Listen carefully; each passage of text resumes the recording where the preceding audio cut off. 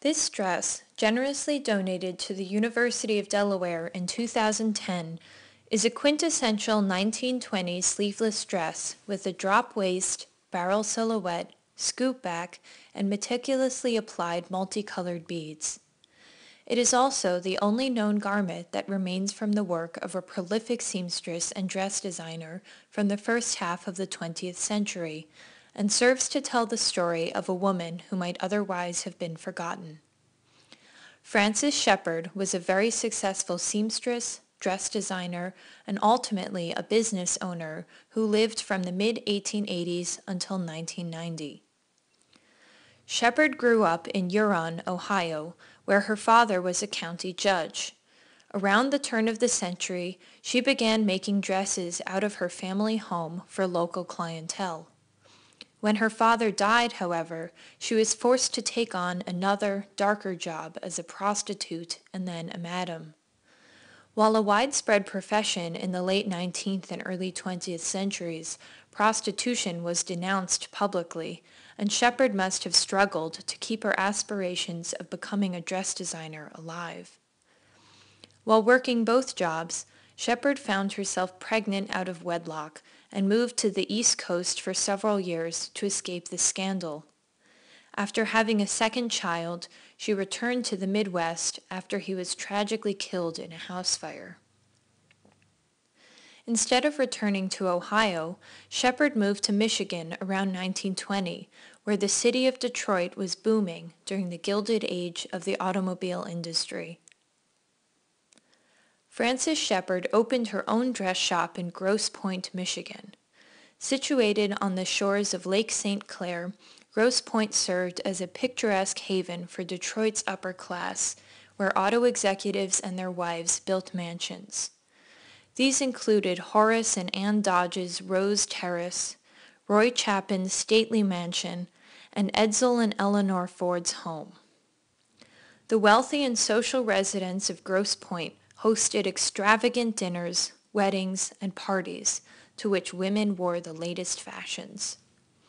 Frances Shepard thrived creating elaborate ball gowns, meticulously hand-stitched party dresses, and wedding gowns for the elite women of Grosse Pointe and Detroit. Every garment was custom-made for each woman who would come to her shop to specify all of the details for her dress. Maintaining a shop where women visited to choose the details of their custom garments, Shepard must have dealt with some prickly clients. One story illustrates this. Frances once made a wedding gown with a 30-foot train, which she had hand-stitched by one of her employees. The young bride returned home with the dress and, before her wedding, became nervous that the train would come undone during the ceremony. She had her maid run a hem down the entire train with a sewing machine. Seeing a photograph of the dress in the local newspaper the next week, Frances Shepard was horrified to see a visible, ugly line running the length of the train. At some point during her busy schedule, Shepard found time to create a dress for herself, which she wore to a party. The meticulously hand-applied glass beads draped in golden strings across the front, with scrolling beadwork highlighting the waist and trim of the dress. Flowers and leaves, painstakingly applied in shades of pink, rose, purple, and green, further illustrate her expert craftsmanship. Shepard maintained her business through the late 1940s or early 50s when she retired from dressmaking and returned to Ohio to get married to a man she had known years ago. Frances became close with Connie, her husband's granddaughter from his first marriage. One afternoon in 1957, Frances gave Connie the dress to wear to a Girl Scout costume party.